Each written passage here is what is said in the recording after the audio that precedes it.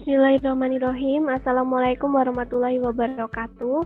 Di video kali ini saya akan membahas tentang difraksi gelombang. Namun sebelum masuk ke materinya, saya akan membicarakan terlebih dahulu tentang deformasi gelombang. Kenapa saya membicarakan deformasi gelombang? Karena kedua tugas video yang diberikan di mata kuliah dasar-dasar teknik pantai dan lepas pantai itu merupakan suatu rangkaian dari deformasi gelombang. Di bukunya Pak Bambang, yang dimaksud dengan deformasi gelombang adalah suatu keadaan apabila suatu deretan gelombang bergerak menuju pantai, gelombang tersebut akan mengalami perubahan bentuk. Ada apa aja sih yang termasuk ke dalam deformasi gelombang? Yang pertama ada refraksi dan pendangkalan gelombang yang dijelaskan di video pertama. Yang kedua ada difraksi gelombang yang akan saya jelaskan nanti. Yang ketiga ada refleksi gelombang.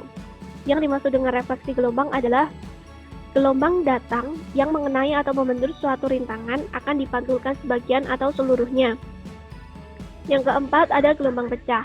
Ciri-cirinya adalah gelombangnya semakin tajam, datar, kecepatan dan panjang gelombangnya berkurang berangsur-angsur, serta tinggi gelombangnya bertambah.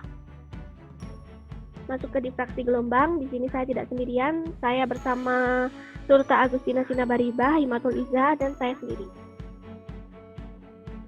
Apa sih yang dimaksud difraksi gelombang? Di sini bisa dilihat di gambar sebelah kanan. Untuk lebih jelasnya, saya akan bahas pengertiannya. Difraksi gelombang adalah keadaan apabila gelombang datang terhalang oleh suatu rintangan seperti pemecah gelombang atau pulau, maka gelombang tersebut akan membelok di sekitar ujung rintangan dan masuk ke daerah terlindung di belakangnya. Jadi di sini keterangannya adalah membelok. Bisa dilihat di ilustrasi di sini. Ini merupakan pemecah gelombang atau sebagai rintangan, ini arah gelombangnya. Ketika gelombang itu membentur suatu rintangan, maka gelombangnya akan dibelokkan menuju ke dalam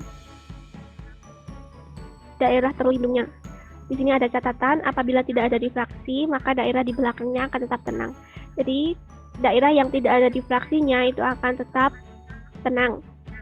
Bisa juga dilihat di sini, ketika gelombang datang membentur suatu rintangan, maka akan dibelokkan. Sehingga di sini nanti bisa ada theta, ada beta, dan ada jari-jari.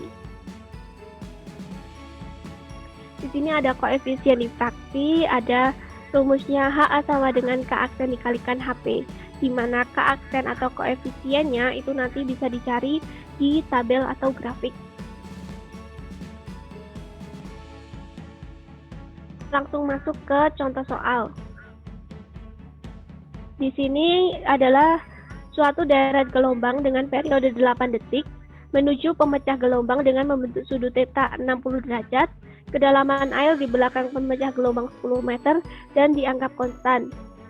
Hitung tinggi gelombang di titik A yang berjarak 140 meter dari ujung pemecah gelombang dan membentuk sudut beta 30 derajat terhadap puncak gelombang.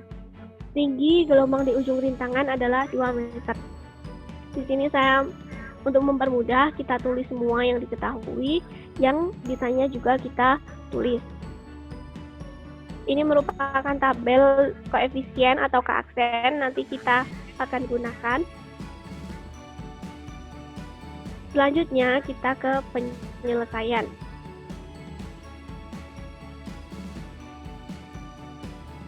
Di sini dicari dulu yang pertama yaitu L0.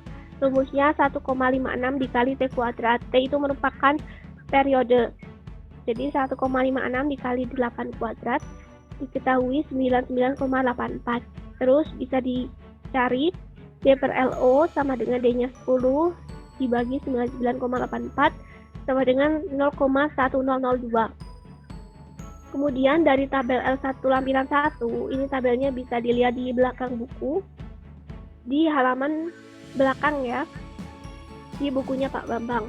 Dan bisa dicari D per L-nya itu ketemu 0,14115, sehingga bisa dibalik L sama dengan D per 0,14115. D-nya 10 sehingga bisa diketahui 70,84 meter.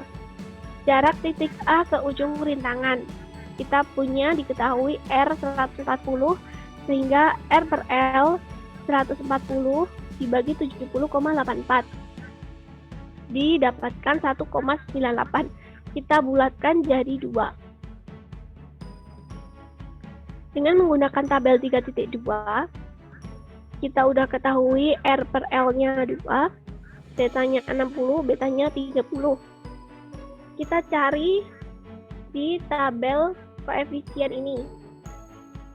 Yang pertama kita cari dulu, tetanya adalah 60, betanya adalah 30, berarti kita akan cari di daerah sini. Dan R per L-nya kita dapatkan nilai 2, jadi di daerah sini kita dapatkan 0,28. Ini 0,28, sehingga tinggi gelombang di titik A bisa dicari, yaitu HA sama dengan keaksen dikalikan HP sama dengan 0,28 dikalikan 2, ketemunya 0,56 meter.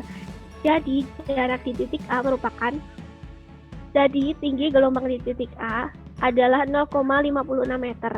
Ada catatan bahwa teori di atas berlaku untuk pemecah gelombang yang tunggal. Jadi ini hanya berlaku untuk pemecah gelombang yang tunggal atau rapat. Jadi kalau nanti pemecah gelombangnya itu ada celahnya di antaranya atau ada bukaan gitu, nanti nyarinya itu pakai grafik. Itu juga ada di buku dan itu sudah lengkap. Terima kasih sudah menonton. Sebelumnya mohon maaf atas segala kekurangan. Nanti bakalan ditampilkan video, saya tidak bisa tampilkan di sini. Terima kasih. Wassalamualaikum warahmatullahi wabarakatuh.